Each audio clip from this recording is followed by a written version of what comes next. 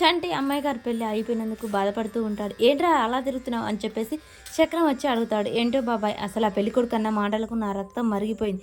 అమ్మాయి గారిని ఎంత ఘోరంగా అవమానించాడు, ఎన్ని మాటలు అన్నాడు. అతన్ని చూస్తే నాకే నరికి చంపే బుద్ధి అయింది. అలాంటిది అమ్మాయి గారి మనసు ఎంత బాధపడి ఉంటుంది బాబాయ్ అని చెప్పేసి చంటి అయితే చాలా బాధపడుతూ ఉంటాడు. ఇక సింధూర చాలా సంతోషంగా పూలు కోసుకుంటూ ఉంటుంది. చంటి చంటి అని పిలుస్తూ ఉంటుంది. చూసావా బాబాయ్, అమ్మాయి గారు ఎంత బాధపడుతూ దీనంగా పిలుస్తుందో అని చెప్పేసి చక్రంతో అనగానే చక్రం మనసులో అమ్మాయి గారు అలా అనిపించట్లేదే, సంతోషంగా ఉన్నట్టు అనిపిస్తుంది. లూకో బాబాయ్, పెళ్లి చూపులు చెడిపోతే ఎవరైనా సంతోషంగా ఉంటారా అని చెప్పేసి చక్రం చంటి అంటూ ఉంటాడు. చక్రం లేదురా, నీతో పెళ్ళి అయ్యాక అమ్మ ఇంకా పెళ్ళి ఎలా చేసుకుంటుంది చెప్పు అని చెప్పేసి ఇక చక్రం అనుకుంటూ ఉంటాడు. సింధూర దగ్గరికి వచ్చి చంటి పిలుస్తుంటే రావేంటి అనగానే అమ్మాయి గారు మీరు ఎందుకు బాధపడుతున్నారు, నేనెక్కడ బాధపడుతున్నాను, పెళ్లి చూపులు చెడిపోయినందుకు బాధ లేదా, బాధ ఎందుకు చంటి, సంతోషంగా ఉంది అని చెప్పేసి అనగానే ఏంటి పెళ్లి చూపులు చెడిపోతే సంతోషంగా ఉంది అనగానే సింధూర తడబడుతూ అది అది అనగానే ఇంతలో చక్రం అదే రా, ఇలాంటి అబ్బాయితో పెళ్లి చేసుకుంటే ఇబ్బంది పడేది కదా, ఇలాంటి సంబంధం చెడిపోయినందుకు సంతోషంగా ఉందంటుంది, మంచి సంబంధం వచ్చే వరకు చేసుకోను అని చెప్తుంది. అంతే నాకు చాలా సంతోషంగా ఉంది. అవునా, అలాగైతే నాకు కూడా సంతోషంగానే ఉంది. చంటి నాకు ఎప్పుడో బంగారం లాంటి సంబంధం రాసిపెట్టి ఉంది అని చెప్పాను. కానీ ఏంటి, నాకు తెలియకుండా మీకు సంబంధం కుదిరిందా అనగానే సింధూరం మళ్ళీ కంగారు పడుతూ ఉంటుంది. చక్రం అప్పుడు అవును, ఎప్పుడో ఒకప్పుడు రాసిపెట్టి ఉంటుంది కదా, అదే అమ్మాయి గారు చెప్పారు. సరేలే చంటి నువ్వు రా అని చెప్పేసి ఇక సింధూర చేపట్టుకొని అయితే లాక్కొని వెళ్తూ ఉంటుంది. చంటి ఈ పూలు కావాలి, నన్ను ఎత్తుకో, అమ్మాయి గారు నేను మిమ్మల్ని ఎత్తుకోవాలా, ఎవరైనా చూస్తే బాగోదండి, పర్వాలేదు చంటి అలా కాదు కానీ ఇలా రండి, ఇలా నేను కూర్చుంటాను, నా కాలు మీద ఎక్కి మీరు పూలు తెంచుకోండి. సరే చంటి అని చెప్పేసి ఇక చంటి అయితే కింద కూర్చుంటాడు. అమ్మాయి గారు ఈ పూలు నాకు కూడా అందట్లేదు కదా, అందుకే కదా చంటి నేను ఎత్తుకోమన్నది.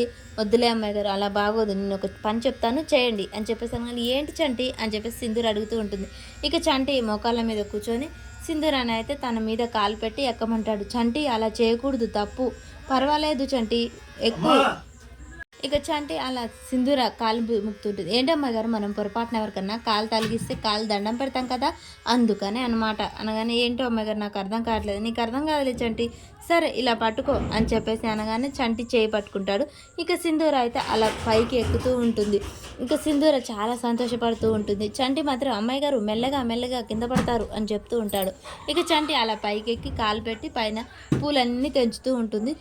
సింధూర తెంచిన పూలతో చంటి మీద ఒక్కొక్కటిగా వేసి సంతోషపడుతూ ఉంటుంది. అమ్మాయి గారు కట్టుకున్న భర్త చేపటికి తనతో సంతోషంగా ఉండాలని కోరుకుంటున్నది. ఎకసకాలు ఆడుతున్నారన్నమాట అని చెప్పేసి చక్రం అయితే చాలా సంతోషించి మురిసిపోతూ ఉంటాడు. ఇక సింధూర అలా చాలా సంతోషంగా ఉంటుంది. ఈలోపే బసవ ఇక వాళ్ళిద్దరూ అక్కడికి వస్తూ ఉంటారు. అది చూసిన చక్రం ఇక ఒక్కసారిగా వాళ్ళు ఎక్కడ చూస్తారో అని చెప్పేసి చక్రం అయితే గబగబా అక్కడికి వెళ్తూ ఉంటాడు. చంటి అమ్మాయి గారు అని పిలుస్తూ ఉంటాడు. చక్రం వెళ్ళి తొందర అక్కడ దండం మీద ఉన్న చీరలన్నీ ఇట్లా చాటుగా వాళ్ళ దగ్గరికి అంటూ ఉంటాడు. ఇంక ఈలోపే బసవ వాళ్ళు అటు నుంచి అటు వెళ్ళిపోతూ ఉంటారు. ఇక చక్రం మాత్రం వీళ్ళిద్దరిని చూస్తూ ఉంటారు. సింధూర పూలు తెంచబోతూ ఒకసారిగా కాలు జారి చంటి మీద అయితే పడుతుంది. అలా ఇద్దరు ఒకరినొకరు కింద పడి కళ్ళు పెట్టి చూసుకుంటూ ఉంటారు. ఇక సింధూర మాత్రం చాలా సంతోషపడుతూ ఉంటుంది. ఇది చూసిన చక్రం అయితే దేవుడా వీళ్ళని ఎప్పుడు ఇలా కలిసిమెలిసి ఉండేటట్టు చూడు స్వామి అని చెప్పేసి అయితే ఆశీర్వదిస్తూ ఉంటాడు. సింధూర చాలా సంతోషపడుతూ ఉంటుంది. చంటి అయ్యో అమ్మాయి గారు ఇలా పడిపోయారంటే లేండి అని చెప్పేసి కంగారు పడుతూ పైకి అయితే లేపుతూ ఉంటాడు. సింధూర ఏం పర్వాలేదులే చంటి అని చెప్తూ ఉంటుంది. ఇక మరి వీళ్ళిద్దరూ భార్యాభర్తలు అన్న విషయం చెంచలమ్మకు చెప్తారా, అసలు ఏం జరుగుతుంది?